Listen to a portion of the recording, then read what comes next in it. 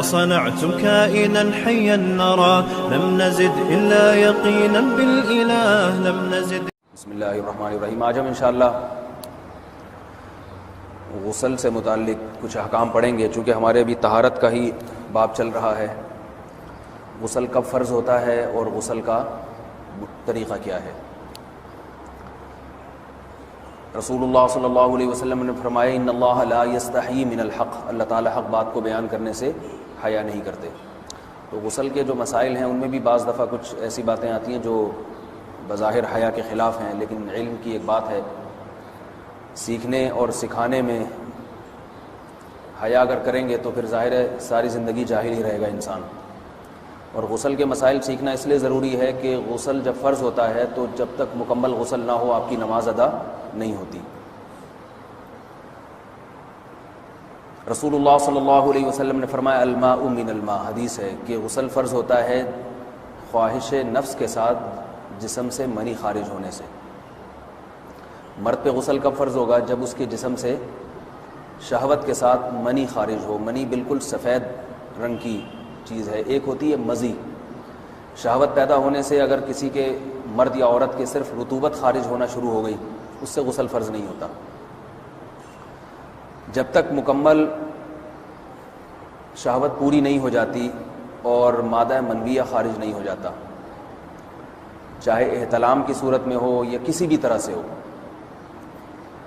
مردوں کے ساتھ چونکہ یہ بہت زیادہ ہوتا ہے نائٹ فال کی صورت میں، مردوں پر غسل کی یہ صورت بہت زیادہ فرض ہوتی ہے. جیسے ہی بلوغت ہوتی ہے تو احتلام شروع ہو جاتا ہے. ہفتے میں 1 دفعہ 2 دفعہ 3 دفعہ، بعض نوجوانوں کو روزانہ بھی 2 دفعہ ہوتا ہے.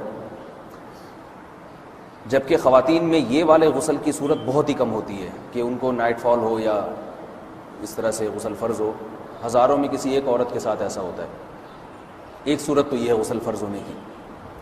دوسری صورت کیا ہے کہ جب انسان اپنی زوجہ کے ساتھ ملاپ کرے اور انٹرکورس ہو جائے، چاہے اس صورت میں ڈسچارج دونوں میں سے کوئی ہو یا نہ ہو، لیکن دونوں پہ غسل فرض ہو جائے گا، مرد پہ بھی اور عورت پہ بھی. یہ تو مردوں کے غسل کے فرض ہونے کا. مردوں کے غسل میں ایک چیز یہ بھی ہے کہ اگر آپ نے رات کو نیند کی اور صبح آپ اٹھے اور آپ نے کپڑوں پہ نشان دیکھا، اب آپ کو یہ پتہ نہیں چل رہا کہ یہ منی کا نشان ہے یا مزی کا ہے، تو بھی آپ پر غسل کرنا فرض ہے. یہی سمجھا جائے گا کہ یہ آپ خواب میں ڈسچارج ہوئے. عورت پر جو غسل فرض ہوتا ہے ایک اور صورت میں ہوتا ہے کہ جب خواتین کو ایام آنا بند ہو جاتے ہیں، حیض یا نفاس سے جب پاک ہو جائیں تو بھی ان پہ غسل فرض ہے. یہ تو غسل کی فرضیت سے متعلق احکام تھے. کچھ چیزیں ایسی ہیں جن میں غسل سنت ہے، فرض نہیں ہے. جمعہ کے دن غسل کرنا رسول اللہ صلی اللہ علیہ وسلم نے بہت زیادہ تاکید کی ہے. سنت کی 2 قسمیں ہیں، سنت مؤکدہ اور سنت غیر مؤکدہ. مؤکدہ وہ ہوتی ہیں کہ جن کو چھوڑنے کا اگر کوئی معمول بنا لے تو گناہ کا خطرہ ہے اور ایسا شخص قابل ملامت ہے، اسے شریعت ملامت کرتی ہے، برا بھلا کہتی ہے. تو غسل سنت مؤکدہ ہے ہفتے میں 1 مرتبہ، چاہے جمعے کے دن ہو یا کسی بھی دن ہو. جو مسلمان ہفتے میں 1 دفعہ بھی نہیں نہاتا، وہ کتنا ہی نیٹ کلین ہو، مگر شریعت کی نظر میں وہ قابل ملامت ہے. اسے تانے دینے چاہیے کہ شرم نہیں آتی ہو مسلمان مگر رہتے ہو بھنگیوں اور چماروں کی طرح. ملامت تو اسی کو کہتے ہیں نا. اس کی دلیل رسول اللہ صلی اللہ علیہ وسلم نے فرمایا، صحیح حدیث ہے، حق علی کل مسلم ان یغتسل کل اسبوع مرۃ، کہ ہر مسلمان پر لازم ہے کہ وہ ہفتے میں کم از کم 1 مرتبہ غسل کرے. ہر مسلمان پر لازم ہے، چاہے اس پہ غسل فرض نہ بھی ہو.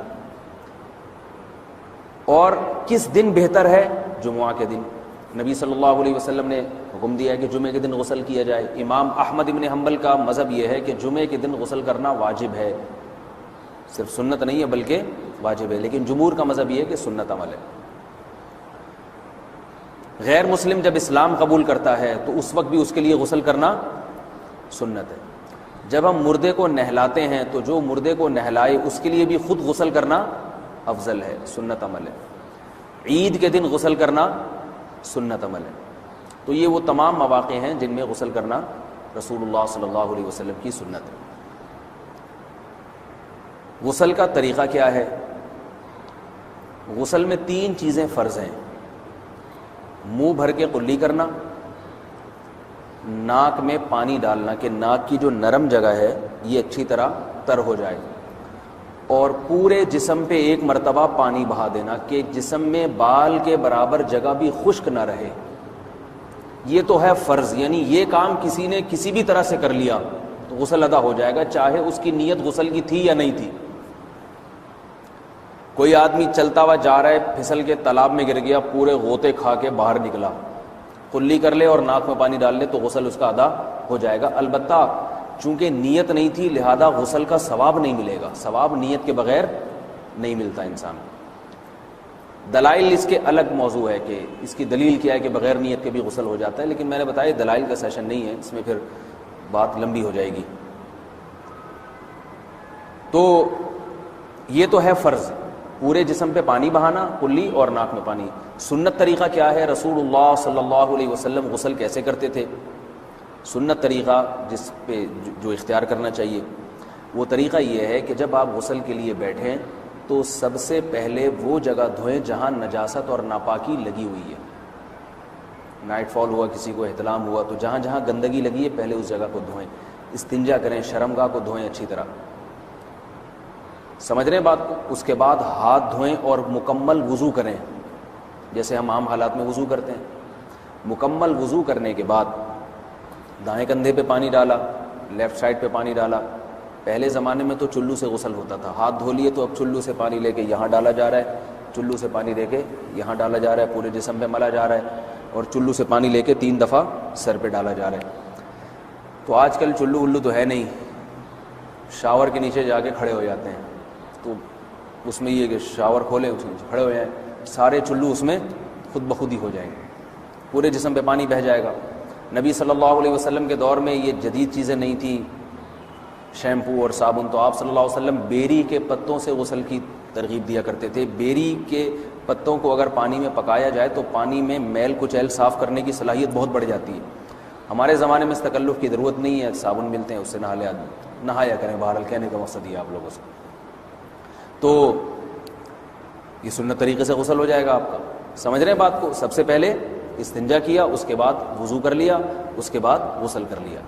اگر کسی نے غسل میں وضو نہیں کیا اور ویسے ہی پورے جسم پہ پانی بہا دیا تو بھی اس کا وضو خود بخود ہو جائے گا، اس غسل سے وہ نماز پڑھ سکتا ہے۔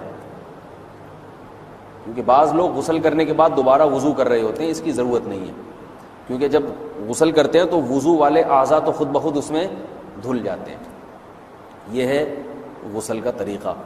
وضو کیسے ٹوٹتا ہے؟ جن چیزوں سے غسل فرض ہوتا ہے ان چیزوں سے وضو تو بہرحال ٹوٹتا ہی ہے، اس کے علاوہ بھی وضو ٹوٹتا ہے۔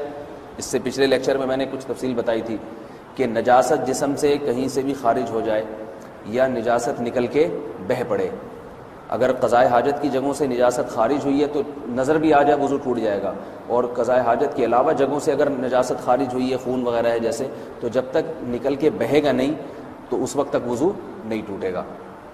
سمجھ رہے ہیں بات کو؟ وضو کا طریقہ کیا ہے؟ سب سے پہلے دونوں ہاتھوں کو دھویا جائے، 3 دفعہ کلی کی جائے، مسواک کی جائے، 3 دفعہ ناک میں پانی ڈالا جائے، پھر پورے چہرے کو، پیشانی یہ جو ہے جہاں سے پیشانی ہماری شروع ہو رہی ہے اور تھوڑی کے نیچے، تھوڑی جہاں ختم ہو رہی ہے، اور ایک کان کی لو سے دوسرے کان کی لو تک 4 اعضاء ہیں وضو میں دھونا فرض ہیں۔ 1 چہرہ، نمبر 2 بازو، نمبر 3 سر کا مسا، چوتھائی سر، اور نمبر 4 پاؤں کو دھونا۔ اس کی دلیل قرآن مجید کی مشہور آیت ہے فَاغْسِلُوا وُجُوهَكُمْ وَأَيْدِيَكُمْ إِلَى الْمَرَافِقِ۔ اللہ فرماتے ہیں ایمان والو جب نماز کا ارادہ ہو تو اپنے چہروں کو اور اپنے ہاتھوں کو دھو، سر کا مسا کرو اور پاؤں کو ٹخنوں سمیت دھو۔ دھونے کا حکم ہے قرآن مجید میں۔ البتہ سر کے بارے میں یہ نہیں ہے پورے سر کا مسا کرو، بلکہ آ رہا ہے وَامْسَحُوا بِرُؤُوسِكُمْ، با کا لفظ ہے، با آتی ہے تبعیض کے لیے کہ سر کے بعض حصے کا مسا۔ اب بعض حصے کا قرآن حدیث میں کہیں تذکرہ نہیں ہے، تو اس میں فقہاء کرام کے اجتہادات ہیں۔ امام شافعی فرماتے ہیں تھوڑا سا بھی ٹچ کر لیا سر کو ہو جائے گا، امام ابو حنیفہ فرماتے ہیں نہیں کم از کم 1/4 کا ہونا ضروری ہے۔ سب کے اپنے اپنے دلائل ہیں، ان دلائل میں نہیں جاتا۔ فقہ حنفی کو جو فالو کرنے والے ہیں تو ان کو چاہیے کم از کم 1/4 سر کا مسا، یہ فرض ہونے کے لیے ضروری، مگر سنت کیا ہے؟ پورے سر کا مسا۔ نبی صلی اللہ علیہ وسلم دونوں ہاتھوں کو بھگو کے پورے سر کا مسا کرتے تھے ایسے، سمجھ رہے ہیں بات کو؟ اور مسح کے جو یہ ٹیکنیکل طریقے ہیں کہ آپ یوں پہلے انگلی بنائیں پھر یوں لے کر جائیں پھر یوں گھما کے لائیں پھر یوں، یہ ٹیکنیکل طریقے حدیث سے ثابت نہیں۔ مسح کا طریقہ کیا ہے؟ بھیگا ہوا ہاتھ لے کے ایسے پورے سر کو ہو گیا۔ پھر حدیث میں یہ بھی ہے کہ یوں لے جاؤ اور یہ بھی ہے کہ دو واپس بھی لے کر آؤ، دونوں طرح سے ثابت ہے۔ تو ایسے بھی کر سکتے ہیں کہ یوں لے جائیں اور ایسے بھی کر سکتے ہیں لے کے جائیں اور پھر واپس بھی لے آئیں، دونوں طریقے جائز ہیں، لیکن کم از کم سنت اتنی ہے کہ پورے سر کا مسح ہونا چاہیے۔ بعض لوگوں کو شو مارنے کا شوق ہوتا ہے، اگر وہ واپس لائیں تو بال ان کے خراب ہو جاتے ہیں، کہتے ہیں یار یہ پھر مسئلہ خراب ہو جائے گا، تو پھر ایسے لوگ صرف یوں ہی لے جائیں کافی ہے۔ افضل تو یہ کہ یوں بھی لے جائیں یوں بھی لے جائیں، دونوں طرح سے صحیح ہے، بہرحال دونوں حدیث سے ثابت ہیں۔ سمجھ رہے ہیں بات کو؟ اور یہاں ایک اہم مسئلہ بتا دوں، قرآن مجید نے پاؤں کو دھونے کا حکم دیا ہے، پاؤں پہ مسح کرنے کا حکم نہیں دیا، اور حدیث میں خفین پر مسح کرنے کا حکم ہے۔ تو قرآن اور حدیث کو فقہاء نے جمع کیا ہے، لہذا وہ موزے جن میں آسانی سے پاؤں دھوئے جا سکتے ہیں ان میں چاروں ائمہ کے نزدیک پاؤں پہ مسح کرنا جائز نہیں۔ سعودی عرب میں جو بعض سلفی حضرات اور یہاں ہمارے ہاں بھی اہل حدیث حضرات نے عام موزوں پر بھی جو مسح کی ایک روایت ڈال دی ہے، اسلاف میں، تابعین، تبع تابعین میں اور چاروں ائمہ کے مذاہب میں اس کا ثبوت نہیں ملتا۔ اگر اسلاف میں کوئی قائل بھی ہے تو ایک شاذ قول، اکا دکا قول ملتا ہے، ورنہ یہ ائمہ اربعہ کے مذہب کے خلاف ہے، اور جو احادیث جو نقل ہوتی ہیں صحیح سند کے ساتھ ان کے بھی خلاف اور قرآن کی آیت کے بھی خلاف ہے۔ اس لیے کسی نے عام ساکس پہ اگر مسح کر لیا، جو عام طور پہ آفس پہن کے جاتے ہیں لوگ، اس میں تو پاؤں، آپ اگر ساکس کو پانی کے نیچے رکھیں پورا پاؤں دھل جائے گا آرام سے، تو وہاں کیا ہو رہا ہے کہ قرآن مجید کے حکم کی مخالفت لازم آ رہی ہے، آپ پاؤں دھو نہیں رہے۔ تو اس لیے ہم یہ سمجھتے ہیں کہ اس صورت میں نماز ادا نہیں ہوگی۔ سعودی عرب میں بعض سلفی حضرات نماز پڑھاتے ہیں، وہ ایسے ہی کرتے ہیں کہ عام ساکس پہ مسح کر کے نماز پڑھا لیتے ہیں۔ تو فتویٰ اسی پر ہے کہ ان کی اگر کسی کو یقین ہے کہ اس نے عام ساکس پہ مسح کر کے نماز پڑھائی ہے تو اس کے پیچھے نماز ادا نہیں ہوگی، کیونکہ قرآن کے مطابق اس کا وضو ہوا ہی نہیں ہے۔ صدیوں تک کوئی بھی اس قول کا قائل نہیں رہا ہے کہ عام ساکس پہ بھی مسح ہو جاتا ہے۔ یہ ابن تیمیہ رحمہ اللہ تعالیٰ 7ویں صدی میں اس کے قائل تھے، اور تابعین میں اکا دکا قول ملتے ہیں اس کے، لیکن شاذ قول ہیں، مرجوح قول ہیں جن پر امت نے فتویٰ نہیں دیا، اور اب سعودی عرب میں بعض سلفی حضرات اس کے قائل ہیں۔ ہمارے ہاں اہل حدیث حضرات بھی چونکہ اکثر سعودی عرب کے سلفی حضرات ہی کو فالو کرتے ہیں، تو انہوں نے بھی وہیں سے یہ فتویٰ لیا ہے۔ لیکن ائمہ اربعہ کے مذہب میں اور دلائل کے لحاظ سے دیکھا جائے تو یہ مذہب کمزور ہے۔ قرآن نے پاؤں کو دھونے کا حکم دیا، آپ دھوئیں گے پاؤں جب تک دھونا ممکن ہے۔ چمڑے کے موزے ہیں ان کو دھونا ممکن نہیں ہے اتارے بغیر، لہذا ان موزوں کے اوپر مسح ہو جائے گا، تو اس سے قرآن پر بھی عمل ہو جائے گا اور حدیث پر بھی عمل ہو جائے گا۔ اس لیے ائمہ اربعہ نے جو قرآن و حدیث کو سمجھ کے جو فیصلہ کیا ہے اس پہ چلنا ہمارے لیے زیادہ مفید ہے بنسبت آج کل کے جو علماء ہیں ان کی اپنی ذاتی آراء پر۔ اس لیے یہ بھی ایک وضو سے متعلق اہم مسئلہ تھا، سمجھ رہے ہیں؟ باقی تو ماشاءاللہ وضو کرنا سب کو آتا ہی ہے۔